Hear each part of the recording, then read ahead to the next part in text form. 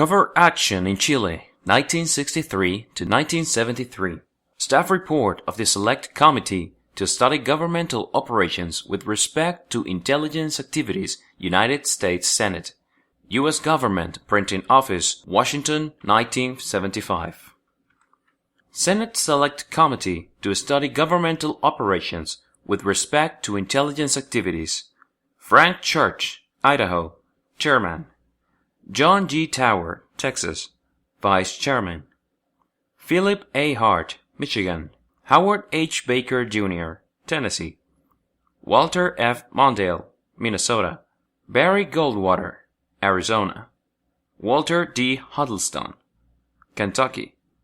Charles McMathias, Jr., Maryland. Robert Morgan, North Carolina. Richard Schweiker, Pennsylvania. Gary Hart, Colorado. William G. Miller, Staff Director. Frederick A. O. Schwartz, Jr., Chief Counsel. Curtis R. Smothers, Counsel to the Minority. Audrey Hartree, Clerk of the Committee. Preface. The statements of facts contained in this report are true to the best of the Committee's staff ability to determine them. The report and any judgment expressed in it are tentative. Several areas are merely touched on. Investigation in these areas is continuing. The purpose of the report is to lay out the basic facts of covert action in Chile to enable the committee to hold public hearings. This report is based on an extensive review of documents of the Central Intelligence Agency, the Departments of State and Defense, and the National Security Council, and on testimony by officials and former officials. With few exceptions, names of Chileans and of Chilean institutions has been omitted in order to avoid revealing intelligence sources and methods and to limit needless harm to individual Chileans who cooperated with the Central Intelligence Agency. The report does, however, convey an accurate picture of the scope, purposes, and magnitude of United States covert action in Chile. Covert Action in Chile, 1963 to 1973. Overview and Background. A. Overview. Covert Action in Chile. Covert United States involvement in Chile in the decade between 1963 and 1973 was extensive and continuous. The Central Intelligence Agency spent $3 million in an effort to influence the outcome of the 1964 Chilean presidential elections. $8 million was spent, covertly, in the 3 years between 1970 and the military coup in September 1973, with over $3 million expended in fiscal year 1972 alone. Footnote number 1. Moreover, the bare figures are more likely to understate than to exaggerate the extent of U.S. covert action. In the years before the 1973 coup, especially, CA dollars could be channeled to the Chilean black market, where the unofficial exchange rate into Chilean escudos often reached 5 times the official rate. End footnote. It is not easy to draw a neat box around what was covert action. The range of clandestine activities undertaken by the CIA includes covert action, clandestine intelligence collection, liaison with local police and intelligence services, and counterintelligence. The distinctions among the types of activities are mirrored in organizational arrangements, both at headquarters and in the field. Yet it is not always so easy to distinguish the effects of various activities. If the CIA provides financial support to a political party, this is called covert action. If the agency develops a paid asset in that party for the purpose of information gathering, the project is clandestine intelligence collection. The goal of covert action is political impact. At the same time, secret relationships developed for the clandestine collection of intelligence may also have political effects, even though no attempt is made by American officials to manipulate the relationship for short-run political gain. For example, in Chile between 1970 and 1973, CIA and American military attached contacts with the Chilean military for the purpose of gathering intelligence, enabled the United States to sustain communication with a group most likely to take power from President Salvador Allende. What did covert CIA money buy in Chile? It financed activities covering a broad spectrum, from simple propaganda manipulation of the press to large-scale support for Chilean political parties, from the public opinion polls to direct attempts to foment a military coup. The scope of normal activities of the CIA station in Santiago included placement of station-dictated material in the Chilean media through propaganda assets, direct support of publications, and efforts to oppose communist and left-wing influence in student, peasant, and labor organizations. In addition to these routine activities, the CIA station in Santiago was several times called upon to undertake large, specific projects. When senior officials in Washington perceived special dangers or opportunities in Chile, special CIA projects were developed, often as a part of a larger package of U.S. actions. For instance, the CIA spent over $3 million in an election program in 1964.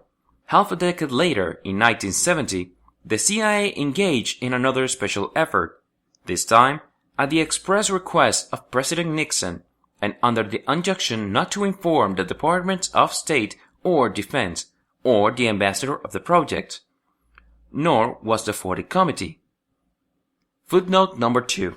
The 40 Committee is a sub-cabinet level body of the executive branch whose mandate is to review proposed major covert actions. The committee has existed in similar form since the 1950s under a variety of names: 5412 Panel, Special Group, until 1964, 303 Committee, to 1969, and 40 Committee, since 1969. Currently chaired by President's Assistant for National Security Affairs, the committee includes the Undersecretary of State for Political Affairs, the Deputy Secretary of Defense, the Chairman of the Joint Chiefs of Staff, and the Director of Central Intelligence. And footnote. Ever informed. The CIA attempt, directly, to foment a military coup in Chile. It passed 3 weapons to a group of Chilean officers who plotted a coup, beginning with the kidnapping of Chilean Armored Commander-in-Chief René Schneider. However, these guns were returned. The group which staged the abortive kidnap of Schneider, which resulted in his death, apparently was not the same as the group which received CIA weapons. Footnote number 3. This matter is discussed extensively in the committee's interim report entitled Alleged Assassination Plots Involving Foreign Leaders, 94 Congress, First Session, November 1975, page 225 to 254. And footnote. When the coup attempt failed and Allende was inaugurated president, the CIA was authorized by the 40 Committee to fund groups in opposition to Allende in Chile. The effort was massive.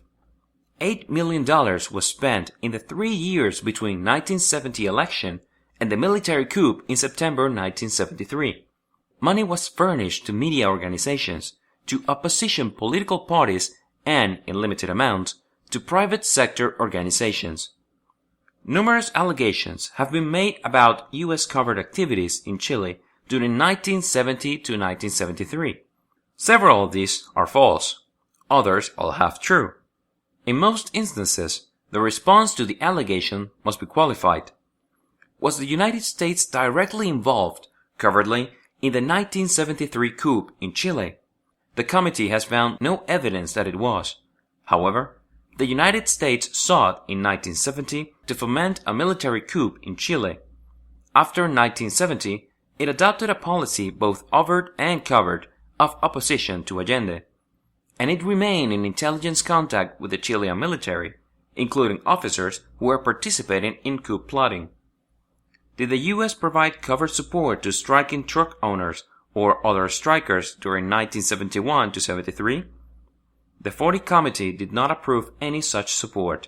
However, the U.S. passed money to private sector groups which supported these strikers. And in at least one case, a small amount of CIA money was passed to the strikers by a private sector organization contrary to CIA ground rules. Did the U.S. provide covert support to right-wing terrorist organizations during 1970 to 73? The CIA gave support in 1970 to one group whose tactics became more violent over time. Through 1971, that group received small sums of American money through third parties for specific purposes. And it is possible that money was passed to these groups on the extreme right from CIA-supported opposition political parties. The pattern of the United States covert action in Chile is striking, but not unique. It arose in the context not only of American foreign policy, but also of covert U.S. involvement in other countries within and outside Latin America. The scale of CIA involvement in Chile was unusual, but by no means unprecedented. B. Issues. The Chilean case raises most of the issues connected with covert action as an instrument of American foreign policy. It consisted of long, frequently heavy involvement in Chilean politics.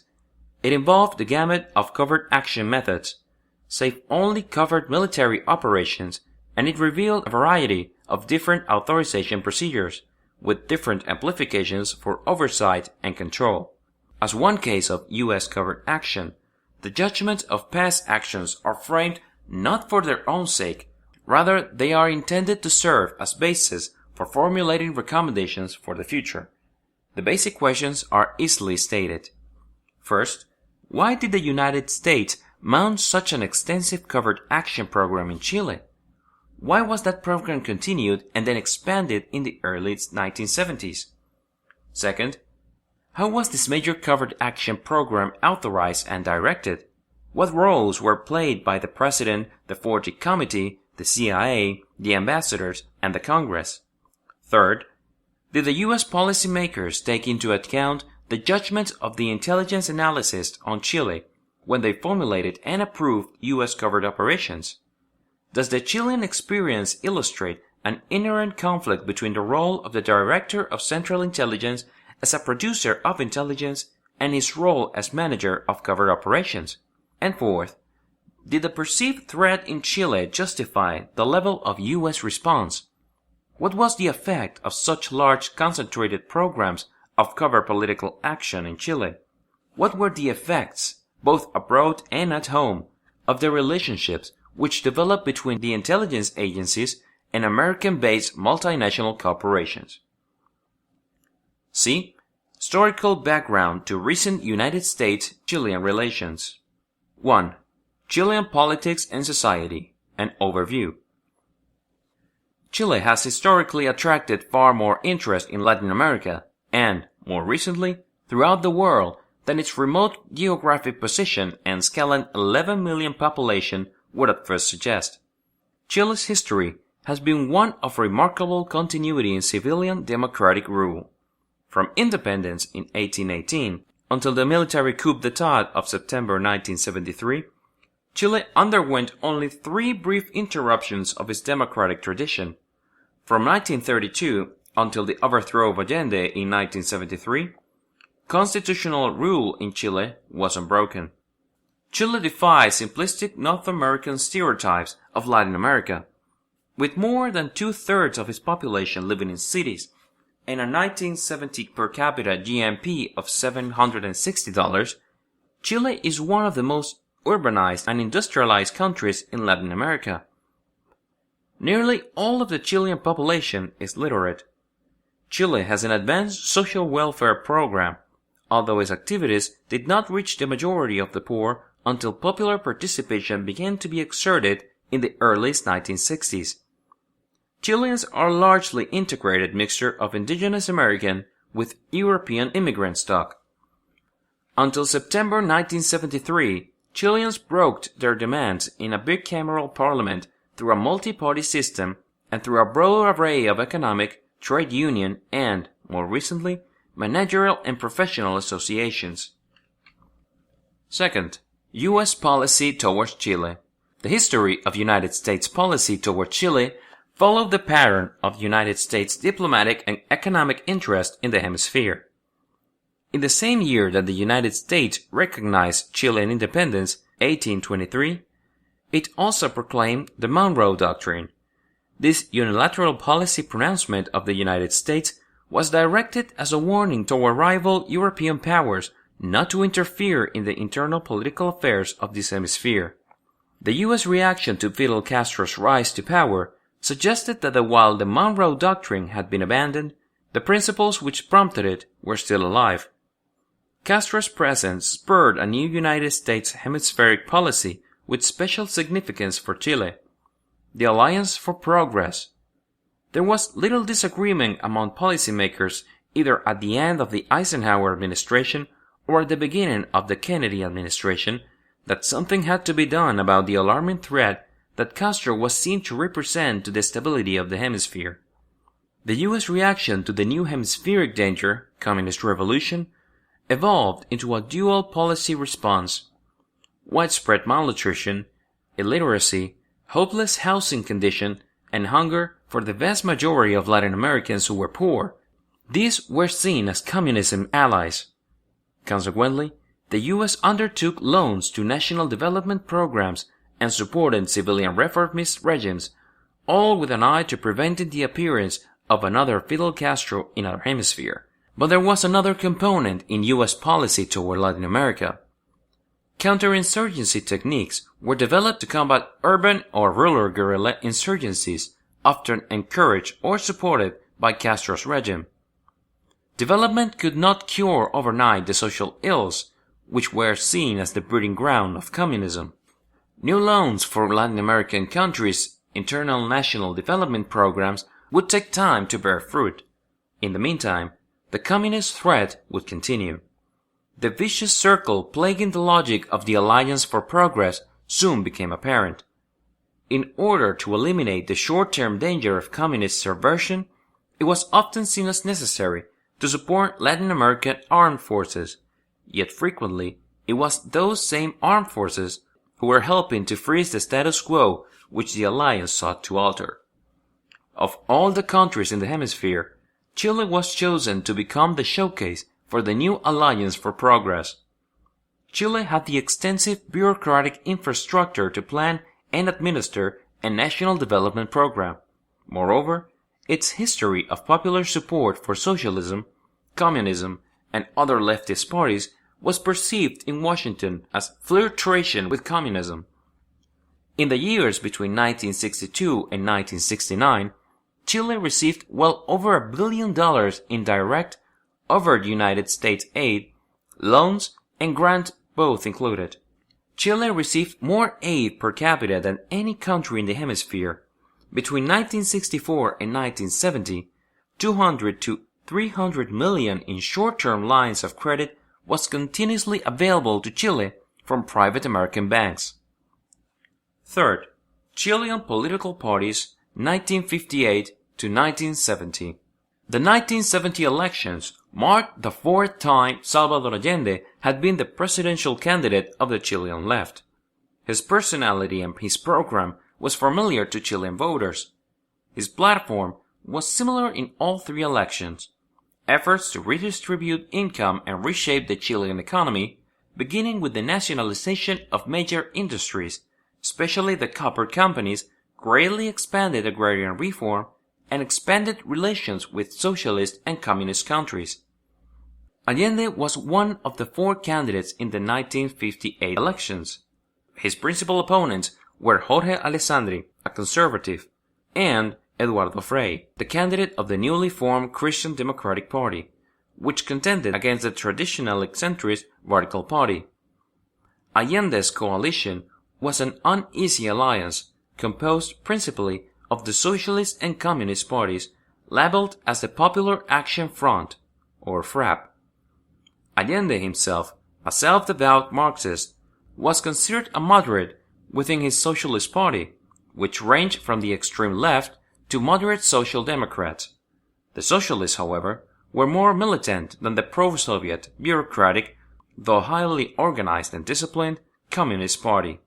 Allende finished second to Alessandri in 1958 election by less than 3% of the vote. Neither candidate received a majority, and the Chilean Congress voted Alessandri into office. If Allende had received the votes which went to a leftist priest, who received 3.3% of the votes, he would have won the election. The Alessandri government lost popularity during its tenure. Dissatisfaction with it was registered in the 1961 congressional and 1963 municipal elections. The FRAP parties made significant gains, and the Christian Democratic Party steadily increased its share of the electoral until, in the 1963 elections, it became the largest single party. The 1964 election shaped up as a three-way race.